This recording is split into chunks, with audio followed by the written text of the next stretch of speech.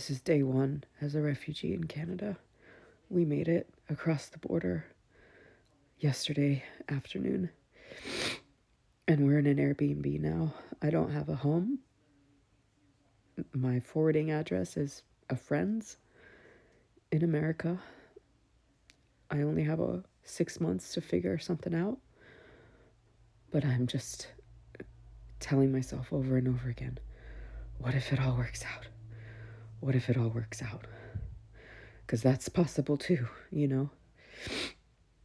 Some people can choose to leave and some people are forced to leave. And I am one of the ones that have been forced to leave.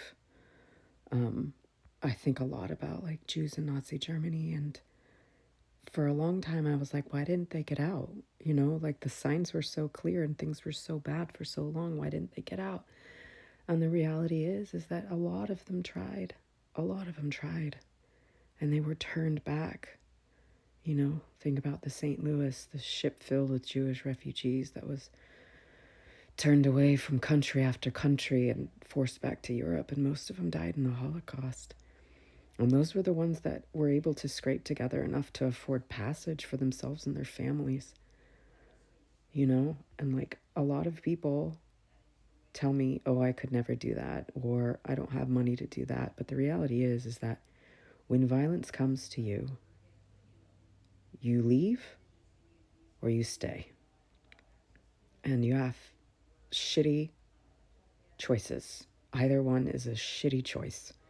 And having done this now, I can testify that it was the hardest thing I've ever done.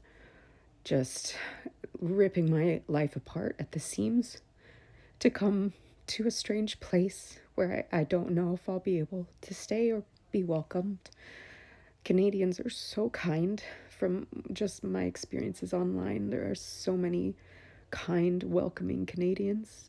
You know, it's not like in the US where people hate immigrants now. So many people hate immigrants just because they're different and they're new.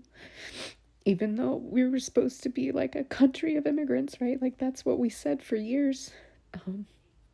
But Canadians seem to still like really embrace that ethos, which is so beautiful. I know that might be changing, and that's why I had to get out so fast, you know? The Charlie Kirk assassination happened, and that was my crystal knocked. I was like, that was it. That was the line. Seeing the response to that, how they blamed trans people so fast, seeing the rhetoric around any political opposition from the left, you know, like Democrats that are basically centrists, and being somebody who's actually on the left, who would so easily be considered a terrorist because of all of my activism. You know, my partner is a labor organizer and a member of the DSA, you know, like we've got all of these check marks against us. And I study this, right? I study Christian nationalism. I've studied genocide, you know, like I've, I have no illusions that the US is in any way exceptional, that Americans are in any way different. People are like, oh, that could never happen here. And I'm like, it's already happened. Like, what do you think Jim Crow was? What do you think the genocide of the tribes was? You know, like slavery. Like, what are you even saying? I think people are just so desperate for things to be okay, for hope, for normalcy. Normalcy bias is a real thing. And I was talking, as we were driving away, I was talking to my friend who's also trying to leave. She's waiting for her citizenship paperwork to come in for Spain, because she's got a father who's naturalized from Spain. And she was like, yeah, it's like the water in the boiling pot, you know? Like people are just, every time there's something horrific, you can either turn off the news if you're not immediately affected, or you just say, oh, that's only going to happen to immigrants. Oh, that's only going to happen to Latinos. Oh, that's only going to happen to trans people.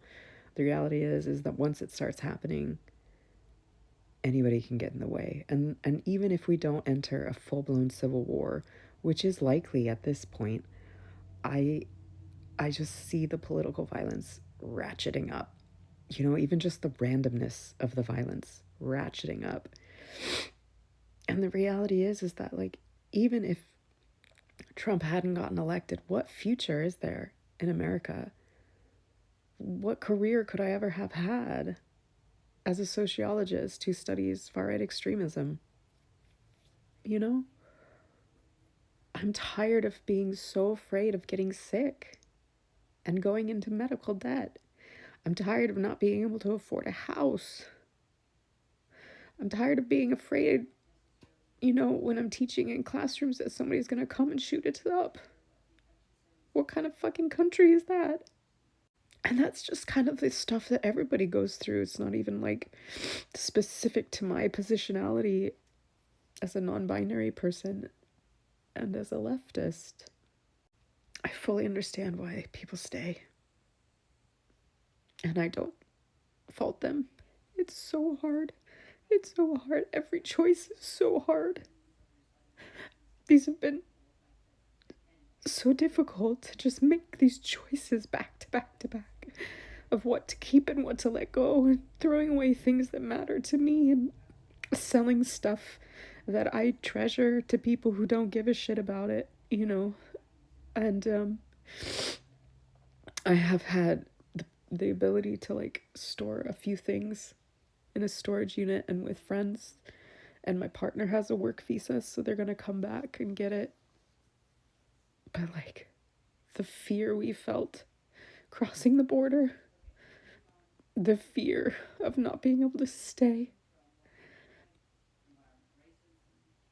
And this is such a kind and welcoming country, you know? And I hope to be able to stay. I hope I haven't given up on my career. But at least I'll be not in some fucking camp or worse. And I think things will eventually get better in the US, but I don't think there's any future for me there. And I plan to turn around and try to help everybody I can do the same, get to safety. You can't save everybody, but you can save some, and that matters. That matters. Thank you to everybody who's donated and helped and sent good wishes, and it does make a difference, you know. And you have to hold on to hope. You have to hold on to hope and faith in the future. Because by coming here, I've given myself some kind of future, I think, which is more than I had in America.